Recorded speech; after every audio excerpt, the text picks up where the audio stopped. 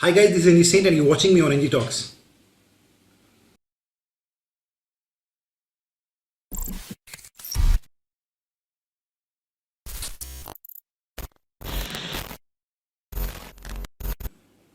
Hi guys, एक बार फिर से आपका स्वागत है NG टॉक्स पर और एक बार फिर से मैं आपके सामने हाजिर हूँ एक नई बात को लेकर, एक नए विषय के साथ। और आज जिस विषय में मैं आपसे बात करने आया हूँ वो विषय बहुत ही गंभीर है और दुखद है, क्योंकि जैसे कि आप जानते हैं कि हमारा देश ऑलरेडी एक परेशानी से होकर निकल रहा है, एक मुश्किल से जूझ रहा है जिसका नाम है कोविड-19 कोरोना वायरस। और हमारी सरकार लगातार प्रयास कर रही है कि हम इससे कैसे निजात पा सकते हैं, इससे कैसे छुटकारा पा सकते हैं। और इस सब चीज़ों के चलते बीच में एक बड़ी खबर सुनने को मिली है कि हमारे फिल्म जगत के हमारे बहुत ही बेहतरीन एक्टर, एक उम्दा कलाकार आज हमें अलविदा कहकर चले गए। जी हाँ, मैं बात कर रहा हूँ इरफान खान की। इरफान खान, ये नाम किसी तारुफ का मोहताज नहीं। जैसे कि हम सब जानते हैं कि वो एक बहुत बड़े कलाकार थे, बहुत से एक साधारण इंसान थे और एक डाउन टू अर्थ पर्सन थे। और जैसे कि अब उनके जीवन के बारे में हम जानते हैं कि वो जयपुर राजस्थान से बिलोंग करते थे और उनका जन्म जो है 7 जनवरी 1967 को हुआ था। उसके बाद जब उनके माँ बाप को ये पता लगा कि वो एक्टिंग करना चाहते तो उन्होंने मना कर दिया। उसके खिलाफ जाकर उन्होंने national school of drama join किया। उसके बाद वो उभरते कलाकार की तरह सामने आए। उन्होंने फिर कुछ सीरियल्स में काम किया, उसके बाद कुछ मूवीज़ में उनको चांस दिया गया। उसके बाद उन्होंने बहुत ही आइकॉनिक मूवीज़ हमें दी हैं, जिसमें से एक बड़ी बेहतरीन मूवी है पान सिंह तोमर।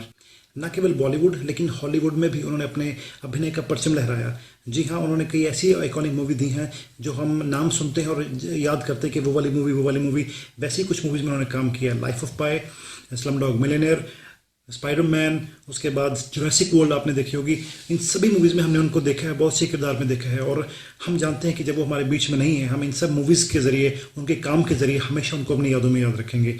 और मैं जानता हूँ कि उनके बहुत से कदरदान, बहुत से चाहने वाले, सारे जो उनके फ़ैन हैं वो सभी इस बात से नाखुश हैं कि एक आखिरी मौके पर उनको एक आखिरी सलाम और आखिरी विदाई जो है उस तरीके की नहीं मिल पाई जैसी कि मिलनी चाहिए थी।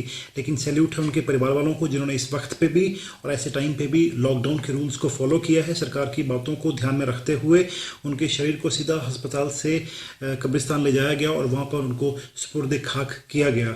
और ये सारी जर्नी जो हुई है ये सब लॉकडाउन के रूल्स के अंडर की गई है। बहुत से कलाकार, बहुत से फैंस वहाँ आना चाहते थे लेकिन कुछ ही लोगों को अलाउड था वहाँ पहुँचने का।